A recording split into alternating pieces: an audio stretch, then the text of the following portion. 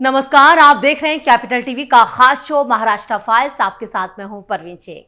आपको बताएंगे कैसे महाराष्ट्र में बीजेपी ने रचा इतिहास, कौन होगा महाराष्ट्र का अगला सीएम, कैसे उद्धव पर भारी पड़े शिंदे, क्या अजीत पवार हैं एनसीपी के असली वारिस। इसके अलावा जानेंगे कौन किसकी बढ़ा रहा है टेंशन, कौन किसे दे रहा है चुनौती। साथ ही आपको इन सभी खबरों से कराएंगे रूबरू। लेकिन तमाम बड़ी खबरों में आगे बढ़ने से पहले एक नजर डालते हैं महाराष्ट्र की टॉप हेडलाइंस पर। महाराष्ट्र विधानसभा चुनाव में बीजेपी ने रचा इतिहास, 125 से ज्यादा सीटों पर किया कब्जा। महाराष्ट्र चुनाव में महायुति की ऐतिहासिक जीत के बाद जोरदार जश्न, देवेंद्र फडणवीस का होगा राज तिलक। शिवसेना बनाम शिवसेना की लड़ाई में एकनाथ शिंदे की शानदार जीत, उद्धव ठाकरे को लगा झटका। शिंदे ने साबित किया वही है बालासाहेब ठाकरे के असली वारिस। शिवसेना उद्धव गुट के सांसद संजय राउत को महाराष्ट्र रिजल्ट नहीं है मंजूर, जमकर हुए आग बबूला, बोले बैलेट पेपर से फिर चुनाव कराने की मांग। अजीत पवार की बाजीगिरी ने चाचा शरद पवार की एनसीपी को कहीं का नहीं छोड़ा, महाराष्ट्र चुनाव में शरद पवार की शर्मनाक हार। खबरों में सबसे पहले बात बीजेपी की ऐतिहासिक जीत की। महाराष्ट्र विधानसभा चुनाव में बीजेपी ने सारे रिकॉर्ड ध्वस्त कर दिए। 149 सीटों पर चुनाव लड़कर बीजेपी ने अपने अकेले दम पर 125 से ज्यादा सीटें जीत ली। ज्यादा सीटों पर चुनाव लड़ने का फायदा बीजेपी को मिला है। महायुति गठबंधन ने 200 का आंकड़ा पार कर लिया, जबकि महाविकास आघाड़ी की गाड़ी हाफ सेंचुरी पर अटक गई। महाराष्ट्र के चुनावी नतीजों में जिस तरह बीजेपी आगे बढ़ी है, उससे साफ हो गया है कि पार्टी ने साल 2019 के चुनाव में सामने आए अपने आंकड़ों का रिकॉर्ड खुद ही तोड़ दिया। साल 2019 में बीजेपी महाराष्ट्र में 105 सीटें अपने नाम उसने की थी, वहीं शिवसेना को 56, एनसीपी को 54 और कांग्रेस को 44 सीटें मिली थी। अब बीजेपी की आंधी ने अपना ही रिकॉर्ड तोड़ दिया है। अब एक बात तो यहां पर तय है कि सरकार में बीजेपी का रुतबा कायम रहेगा और मुख्यमंत्री का कैंडिडेट पर भी बीजेपी का ही चलेगा, यानी कि बीजेपी के ही कैंडिडेट पर मोहर लगेगी। 2014 के विधानसभा चुनाव में बीजेपी को 122 सीटें मिली थी, शिवसेना को 63, कांग्रेस को 42 और एनसीपी ने 41 सीटें जीती थी। हालांकि 2019 के चुनाव में बीजेपी की सीटें गिरकर 105 के आंकड़े पर पहुंच गई थी, लेकिन अब बीजेपी की सीटों का ग्राफ ऊपर बढ़ चुका है, जिससे अब गठबंधन में बीजेपी का दबदबा भी बढ़ गया है। खबरों में अब बात देवेंद्र फडणवीस के राज तिलक के। महाराष्ट्र में महायुति की बम्पर जीत हुई है, बीजेपी सबसे बड़ी पार्टी बनी है। बीजेपी को 125 से ज्यादा सीटों पर जीत मिली है। इससे साफ है कि महाराष्ट्र की जनता ने एक बार फिर बीजेपी के नेतृत्व पर भरोसा जताया है। महायुति गठबंधन जश्न मना रहा है, जबकि महाविकास आघाड़ी में मातम पसरा हुआ है।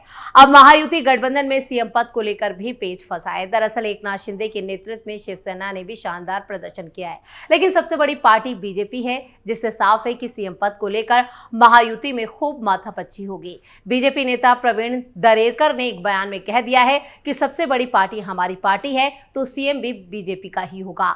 बीजेपी नेता ने कहा, भाजपा का सीएम बनेगा तो वो देवेंद्र फडणवीस ही होंगे। केंद्र और राज्य में बीजेपी की सरकार होगी तो महाराष्ट्र और विकास करेगा, इसलिए जनता ने हमें बहुमत दिया है। इसके लिए मैं प्रदेश की लाड़की बहनों और जनता को विशेष रूप से धन्यवाद देता हूँ। बीजेपी से ही मुख्यमंत्री होगा, मुझे लगता है कि देवेंद्र फडणवीस ही सीएम होंगे। गौरतलब है कि देवेंद्र फडणवीस ने साल 2014 से 2019 के दौरान बीजेपी शिवसेना संयुक्त गठबंधन सरकार का नेतृत्व किया था।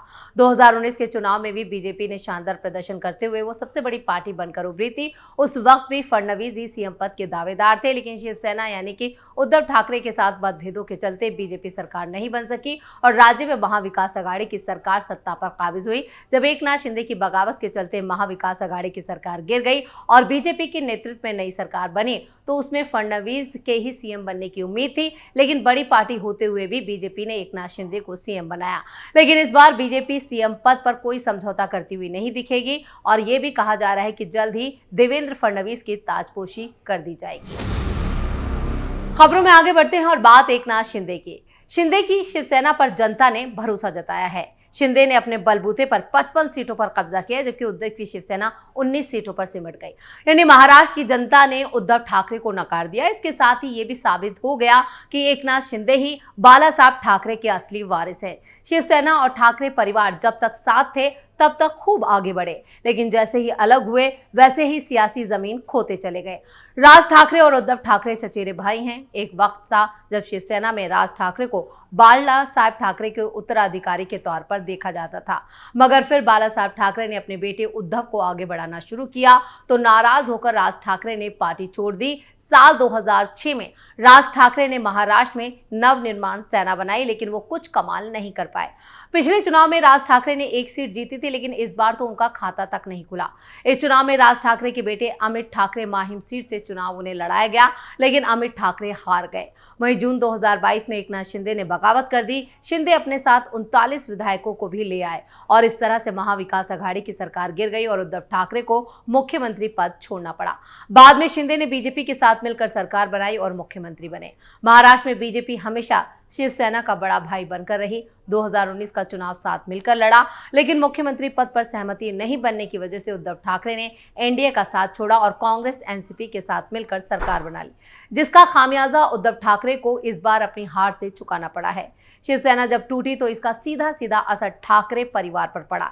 एनसीपी कांग्रेस के साथ मिलकर सरकार बनाने पर ठाकरे पर न सिर्फ अवसरवादी होने का आरोप लगा, बल्कि उन पर हिंदुत्व को धोखा देने का इल्जाम भी लगा। इससे शिवसेना का हिंदू वोट खिसका। 2024 के लोकसभा चुनाव में एनसीपी और कांग्रेस के साथ मिलकर लड़ने से ठाकरे की शिवसेना को मुसलमानों और दलितों ने खुलकर वोट दिया, लेकिन विधानसभा चुनाव में इसका उल्टा हो गया। महाराष्ट्र विधानसभा में ठाकरे की शिवसेना के पास अभी भी 16 विधायक थे, अभी उनकी पार्टी 19 पर सिमट गई। पिछले चुनाव में जब शिवसेना एकजुट थी तो उसने 126 सीटों पर चुनाव लड़ा था, जिसमें से 56 सीटें जीती थी। इस बार ठाकरे की शिवसेना ने करीब 90 सीटों पर उम्मीदवार उतारे और उसे 19 सीटों पर जीत मिली है। अब यहाँ ये बात आती है, क्या टूट और अलग होने का नतीजा चुनाव पर दिख रहा है? ये बात राज ठाकरे और उद्धव ठाकरे दोनों पर फिट बैठती है। जब तक राज ठाकरे शिवसेना के साथ थे तो महाराष्ट्र की सियासत पर उनकी पकड़ थी। मराठी मानुस और उत्तर भारतीयों के विरोध ने उन्हें ताकतवर नेता बना दिया था, लेकिन ठाकरे परिवार से अलग होने के बाद वो सियासत में कुछ खास कमाल नहीं दिखा सके। इस चुनाव से उन्होंने अपने बेटे को भी लॉन्च किया, लेकिन ताकतवर परिवार से वास्ता रखने के बावजूद अमित ठाकरे को जनता का साथ नहीं मिला। इसी तरह उद्धव ठाकरे को भी शिवसेना के टूटने का नुकसान उठाना पड़ रहा है। शिवसेना का कोर वोटर अब बढ़ चुका है। विधानसभा चुनाव के जो नतीजे आए हैं उसने बता दिया है कि जनता ने अब शिंदे गुट को ही असली शिवसेना मान लिया है। खबरों में अब बात हार से बौखलाए संजय राउत की। महाराष्ट्र में सरकार बनाने का दावा कर रही महाविकास आघाड़ी ने हार मान ली है। रुझानों के आते ही संजय राउत का पारा चढ़ गया और उन्होंने प्रेस कॉन्फ्रेंस बुलाकर वो जमकर बरसे। संजय राउत ने कहा कि उन्हें ये रिजल्ट मंजूर नहीं है, ये फैसला जनता का नहीं है। महाराष्ट्र की जनता गद्दार नहीं है। संजय राउत ने कहा कि चुनाव रिजल्ट से पहले कुछ गड़बड़ी की गई है। उन्होंने गौतम अडानी के केस का भी जिक्र किया। उन्होंने मांग की है कि बैलेट पेपर से फिर से महाराष्ट्र में चुनाव कराए जाएं। संजय राउत के चेहरे पर गुस्सा साफ झलक रहा था, वो खिसिया रहे थे। उन्होंने चिड़चिड़ेपन में प्रेस कॉन्फ्रेंस और अपनी भड़ास खूब निकाली और खूब भड़के। संजय राउत ने कहा कि आपने ऐसा रिजल्ट दिया है, इस राज्य की जनता को बेईमान बना दिया है। संजय राउत के चेहरे पर गुस्सा साफ झलक रहा था, वो खिसिया रहे थे। उन्होंने चिड़चिड़ेपन में प्रेस कॉन्फ्रेंस की और प्रेस वालों पर भी खूब भड़के।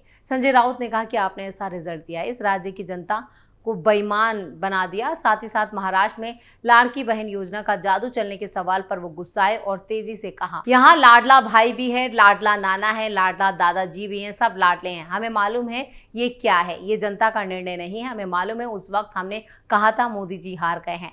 लोकसभा में भी उन्होंने गड़बड़ की है। हम लोगों की 4 से 5 सीटें बीजेपी ने चोरी की है। तो संजय राउत का ये बयान बतला रहा है कि वो हार से खिसिया गए हैं, बौखला गए हैं। वैसे आज जो उद्धव ठाकरे की हालत है वो हालत बता रही है कि इस वक्त संजय राउत जो हैं वो सबसे बड़े यहाँ पर उद्धव ठाकरे के दुश्मन के रूप में नजर आ रहे हैं, क्योंकि उनके बयानों से भी पार्टी की काफी फजीयत हुई है।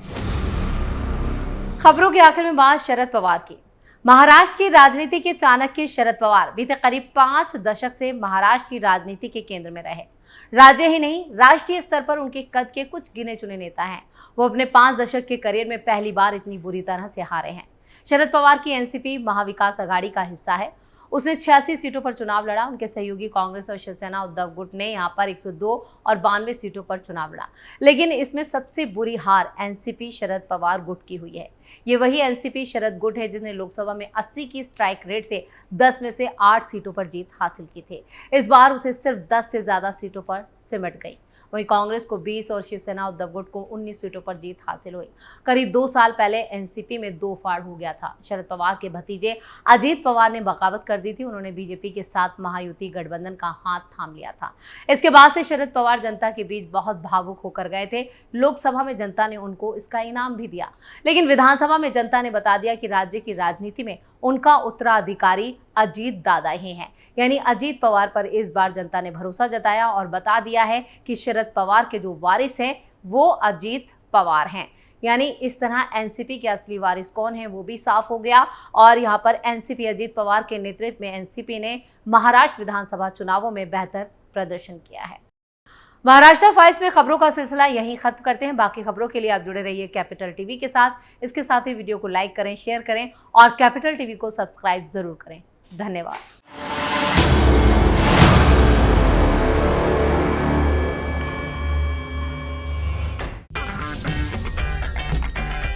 अगर आपको हमारा वीडियो पसंद आया हो तो इसे लाइक करें, हमारे चैनल को सब्सक्राइब करें और हाँ, बेल आइकन दबाना ना भूलें ताकि आप तक हमारे वीडियो की नोटिफिकेशन पहुंचती रहे। आप अपना सुझाव हमें कमेंट बॉक्स में दे सकते हैं। हमारे साथ जुड़ने के लिए शुक्रिया।